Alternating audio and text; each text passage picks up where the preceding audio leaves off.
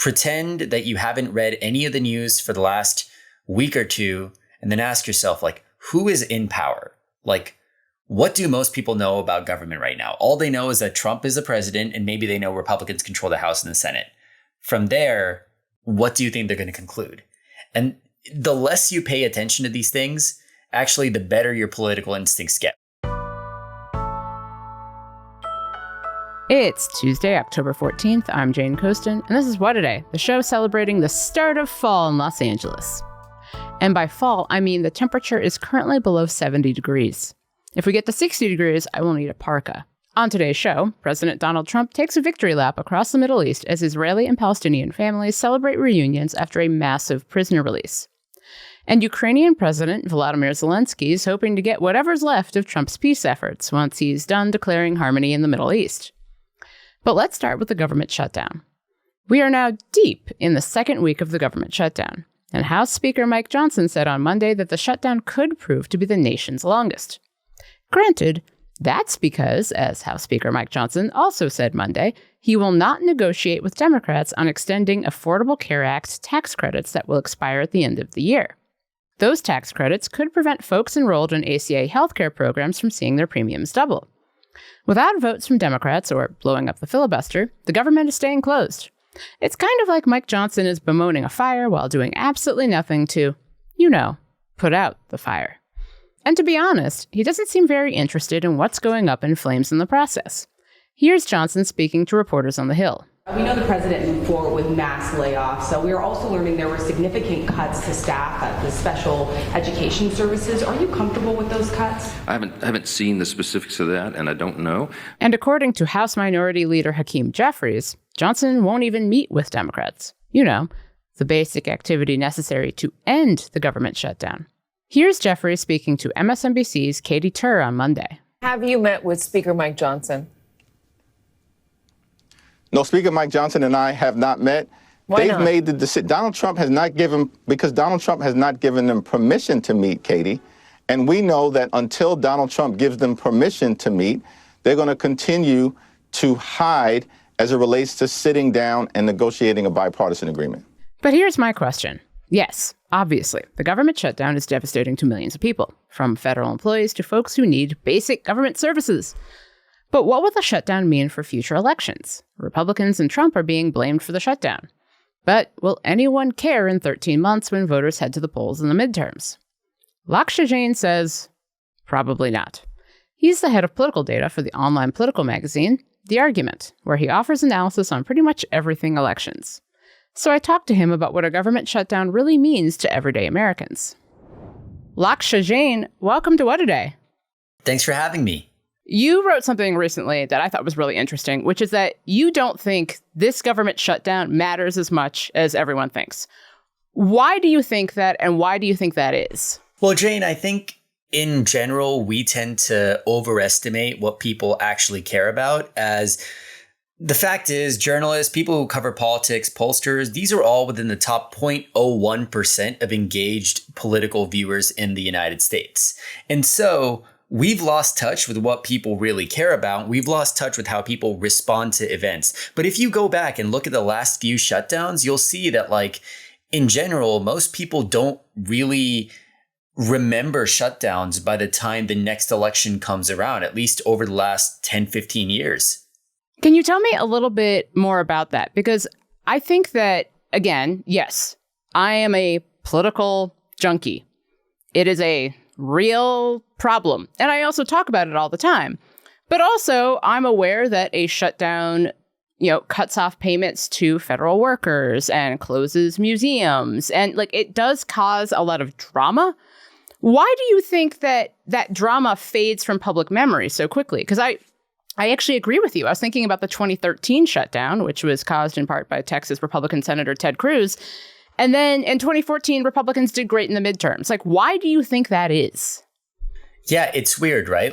A federal shutdown has so many consequences, and families all across America feel it and feel it deeply.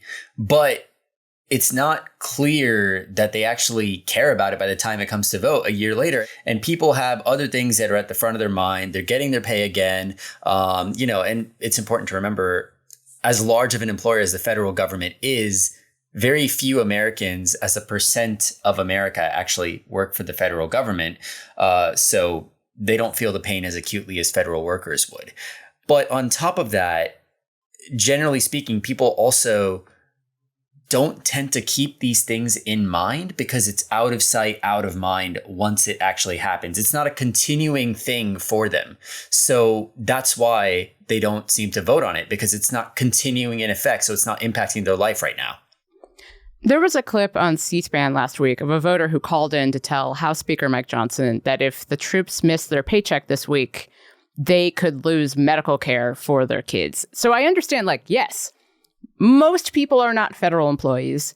Most people are not going to remember the shutdown next year. But let's say if military families miss their paychecks, or if this goes on for a really long time, is there a chance that things could be different this time? I would doubt it, because, again, we have to look at the share of people who are actually going to change their vote on this. Firstly, less than 3% of Americans work for the federal government, right? The federal government is the largest employer in America, but less than 3% of Americans are actually in a household that gets income, I believe, from a federal employee earning money. So that's already number one. Number two, how many of those people are actually movable partisans? Maybe a fifth of that percent. So you're looking at less than 0.5% of the electorate that's even going to feel the direct pain as a result of that. Now, if you think about that, 1 year from now, who's going to remember that the military families missed their paycheck, which sounds horrible to say and horrible to think about. But in 2013, if you remember, we had this whole song and dance with the Republicans and the Affordable Care Act. Their polls plummeted because people immediately in the moment really cared about it. They're like, oh, this is terrible. You're shutting down the government for this. And then 2014 came around and they're like, whatever, that was a year ago. I don't really care about that. So that's why I think, again, the political electoral impact of the shutdown is being overstated, not the real human consequences. Those are there and those are horrible. But the electoral impact in 2026 is overstated. It looks like, to your point, it looks like that for now, polls show that the Republicans are getting a lot of the blame for this shutdown. And there's a good chance next year people will just not remember that. But you wrote that if this does get dragged out, it could negatively affect both parties. What would the consequences of that be? And how will we know if that's what's happening? Yeah, if it gets dragged out, what may happen is, number one, public opinion could temporarily turn against the Democrats if people think, hey, the Democrats are the ones holding out and refusing to provide the votes for the government funding bill, ergo, we blame the Democrats, right? They could view the opposition party as in the wrong. And then the short-term pressure from people could get to be so extreme, the polls could temporarily crater like they did for the Republicans in 2013. Democrats would then provide the votes to open the government. That's one possibility. The other one, though, which I think is a little bit more likely, is that who controls the levers of government right now? The Republicans. Who holds the House, the Senate, and the presidency? It's the Republicans. Most voters think, hey, Donald Trump is the president, Republicans hold power, why is the government being shut down? And they're going to blame the Republicans. In that case, you see the Republicans' poll standing plummet, and you see them probably eliminate the filibuster to reopen the government because they realize, hey, we've got to do something here. We can't just say the public's going to blame the Democrats when we're the ones in power, so we get tasked with the responsibility of governing. Now, if shutdowns don't really affect elections, what incentive does anyone in Washington have to avoid future ones? We could just be doing this all the time. I don't want to be France. I don't want to do this all the time. Are we just stuck in this cycle forever? Well, the reason shutdowns don't affect elections is because they generally get resolved well before an election, right? The reason we say that the shutdown isn't going to matter is because we have a basic underpinning of faith that the government will get reopened, and it will get reopened soon, and that it will stay open. If this is not the case, and if that breaks, you could see people start to care about the shutdown a little bit more. If we're in January or February, God forbid, and we get another one of these, and then we get another one of them in June or July, or depending on whatever happens, you could see it take more salience, and then it becomes a real flashpoint. That's possible. That's why I don't think shutdowns are going to become a every couple of months thing. But yeah, I don't like it. No, I don't like this at all. And I think I'm really appreciative of you being here because we have a very engaged and passionate audience at What a Day, people who are super plugged in and care a lot about politics, which we do. But to your point, most people are not like that. So what is one thing about the government shutdown and its potential electoral impact that you think they should know? And is there anything that can be done about any of this? One thing that I would say people should know is that things that matter are not necessarily always going to move voters at the ballot box, and things that move voters at the ballot box don't necessarily always matter. There's a correlation between the two, but they're not directly always connected. And so if you see the headlines and you're watching like, oh, the Republicans are airing ads on Fox News, hitting the Democrats on the shutdown, take a step back. Pretend that you haven't read any of the news for the last week or two, and then ask yourself, like, who is in power? Like, what do most people know about government right now? All they know is that Trump is the president, and maybe they know Republicans control the House and the Senate. From there, what do you think they're going to conclude? And the less you pay attention to these things, actually, the better your political instincts get, which is kind of funny and kind of counterintuitive. But like, I really think we would all benefit in analysis of long-term implications if we were able to just turn off Twitter, turn off the news, and say, how do most people process this? But people should still listen to my podcast. Yes. People should absolutely still listen to my podcast. Absolutely. Lakshya Jain, thank you so much for joining me. Thank you for having me, Jane.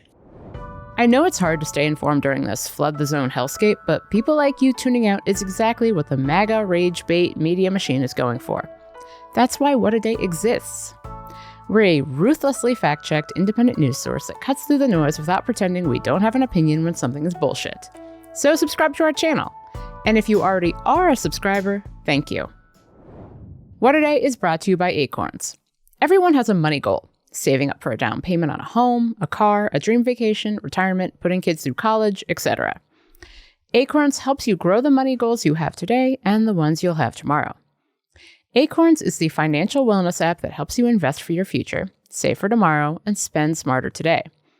Acorns makes it easy to start doing more with your money. In fact, you can start automatically investing with just your spare change. You don't need to be a finance whiz. Acorns puts your money into an expert-built portfolio to make sure you're investing wisely, not wildly. Plus, Acorns can support your money goals in life: a new car, a first home, investing for your kids, saving up for retirement, and so much more.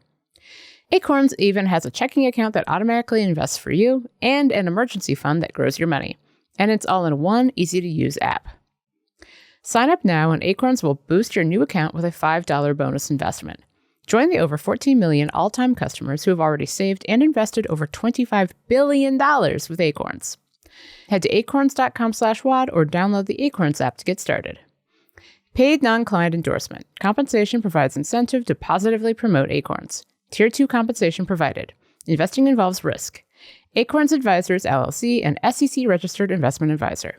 View important disclosures at acorns.com/WAD.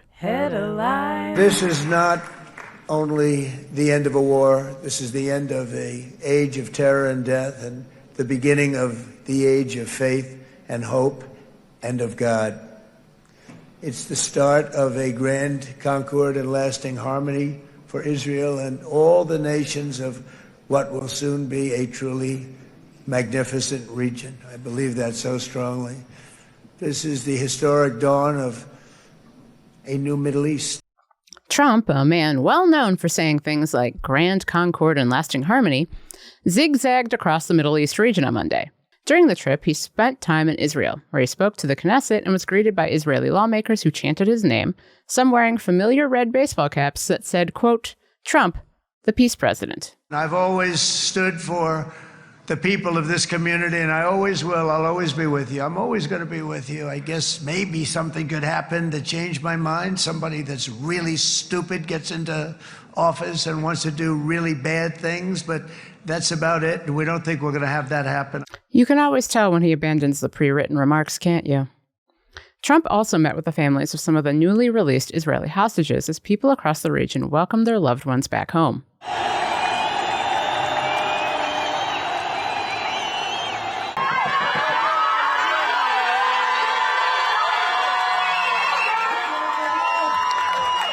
Massive crowds gathered to celebrate as 20 living Israeli and almost 2,000 Palestinian prisoners returned home Monday morning.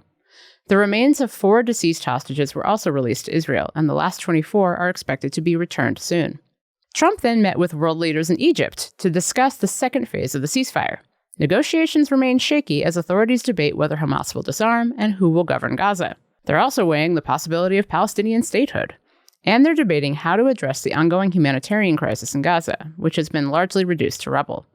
Israeli and Palestinian negotiators remain deeply divided on these points, and solutions could take years to implement. The Supreme Court will hear arguments Wednesday in a case that could roll back a core provision of the Voting Rights Act. You know, that little act designed to protect the voting power of racial minorities. Lawyers from Louisiana and the Trump administration will argue that race shouldn't be considered in redistricting.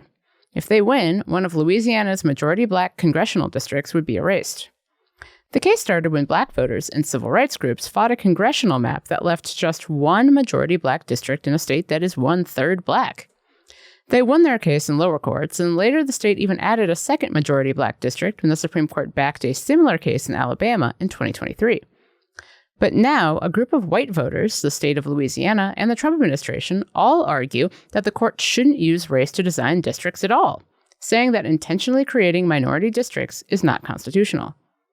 The case could have huge implications on minority voting rights, obviously. But it also has the potential to rework who controls Congress next year.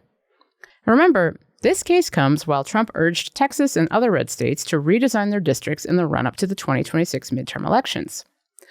If southern states suddenly feel no need to protect minority districts, especially ones controlled by Democrats, there is a huge opportunity for Republicans, maybe to the tune of 19 more seats in the House of Representatives. Chief Justice John Roberts has had a vendetta against race-based redistricting since he worked in Ronald Reagan's Justice Department. But don't worry, I'm sure it'll all be fine. The Supreme Court is nonpartisan, remember? Ukrainian President Volodymyr Zelenskyy will visit Washington this week with one goal: convince the Trump administration that defending his country is still worth it. Zelensky's making his pitch for more long-range weapon systems, specifically Tomahawk cruise missiles. Given that their range is more than 1,500 miles, Ukraine could use the weapons to strike deep inside Russia. This would help the country withstand a brutal Russian winter offensive and protect Ukraine's electricity and gas networks, which have faced relentless Russian bombardment aimed at eroding public morale. Here's Trump on Air Force One on whether he'd supply said missiles. Do they want to have Tomahawks going in their direction? I don't think so. I think I might speak to Russia about that, in all fairness. I told that to President Zelenskyy because Tomahawks are a new step of aggression. Of course Trump won't act without speaking to Russian President Vladimir Putin first. It's called chain of command. In all seriousness, Moscow has expressed, quote, extreme concern over the U.S. potentially providing Tomahawk cruise missiles to Ukraine, implying their deployment could seriously damage relations between Moscow and Washington. But who knows? With Trump still sulking over his Nobel Peace Prize snub, maybe he's posturing for 2026. A slew of media companies are refusing to sign a statement acknowledging new restrictions on journalists at the Pentagon. The rules stop reporters from gathering info the Defense Department does not explicitly authorize. And the Pentagon Press Association, which represents journalists, said last week that the rules limit where reporters can go without an official escort and convey, quote, an unprecedented message of intimidation. News organizations that don't sign by today must turn in their media credentials. Legacy publications like the Associated Press, CNN, the New York Times, and the Wall Street Journal said they won't sign. Interesting to note, Trump-friendly companies Newsmax and the Washington Times also refused. The Washington Post's executive editor, Matt Murray, said in a statement Monday, quote, the proposed restrictions undercut First Amendment protections by placing unnecessary constraints on gathering and publishing information. And what does Defense Secretary Pete Hegseth have to say to this constitutional finger-wagging? Well, he's on Twitter, using emojis to wave goodbye to outlets refusing to capitulate. He also explained the department's, quote, press credentialing for dummies. He said access to the Pentagon is a privilege, and that the new rules mean the press can no longer wander freely there or, quote, solicit criminal acts. And that's the news. One more thing. Racism. It's bad. But on Elon Musk's Twitter, it is mind-bendingly profitable. And so is hardcore right-wing content, especially since Elon bought Twitter in 2022 and introduced a system to pay people for the views they get on their tweets in 2023. The more extreme the content, the more people click on it. And people absolutely click on the wildly racist shit you'll see on Twitter right now. And so it shouldn't really be surprising that the people making right-wing content that's also often super racist aren't always deeply committed American patriots or even white nationalists. Actually, a lot of times those accounts are run by people who aren't American, aren't white, and aren't located in the United States at all. Take, for example, an account on Twitter called Inevitable West, which currently has more than 330,000 followers on the platform. And yes, Twitter addicts, as you already guessed, this account uses an AI-generated Creek statue as its profile picture. Inevitable West's Twitter bio reads as follows, quote, "Defender of Western values and culture. Jesus Christ is King, covering Europe and the US." But earlier this year, Inevitable West was exposed as being run by Saurabh Chandrakar, a notorious scammer who was being held under house arrest in Dubai for his role in a complex money laundering scheme centered around a gambling app. Has he stopped tweeting right-wing nonsense? Of course not. And our friend Chandrakar is far from alone. Another white nationalist right-wing bullshit slop account on Twitter, Radio Genoa, which has more than 1 million followers and has gotten support from Elon, is being run by a Cambodian man living in Italy. The Radio Europe account, which posted endless anti-immigrant white nationalist rage bait, was exposed last year by a Swedish news outlet to be run by a Turkish couple living in Dubai. Time after time, the most racist right-wing slop accounts on Twitter are run by people living in and representative of the same countries those accounts constantly denigrate. All of these accounts work in basically the same way, using Twitter's algorithm to bring in thousands of dollars. For example, they'll post so-called engagement bait, like using a photo of an interracial couple or a black person doing pretty much anything ever, with text reading, "What do you think?" or "Thoughts?" The bait lures in people who interact with the post in any way, even if they're saying, "Why would anyone have issues with an interracial couple?" A process called engagement farming. And because America has the largest audience on Twitter, a lot of the bait is centered on American politics and, of course, American racism. I know this seems like some minor bullshit, but if you spend a lot of time on any social media platform, like Twitter, you slowly start to get warped by it. And with the rise of weirdo racist engagement bait accounts that get thousands of followers on a daily basis, I can't help but feel that users are being exposed to more hardcore racism than they'd ever experience in any other space. And what gets me most of all is that it's not even real racism. It's racism for profit. Because I'm going to guess that Saurabh Chandrakar doesn't care much about race relations in the United States or the horrifying results of rising racial tensions. He's getting his payout from Twitter, one way or another. That's all for today. If you like the show, make sure you subscribe, leave a review, contemplate how FBI Director Kash Patel's source on Antifa is Glenn Beck, and tell your friends to listen. And if you're into reading, and not just about how, according to the right-wing media mogul, Patel sent FBI agents to his house last week to ask Beck about his research on Antifa. Like me, What a Day is also a nightly newsletter. Check it out and subscribe at crooked.com/subscribe. I'm Jane Coaston, and honestly, this is the best news Antifa has gotten in months.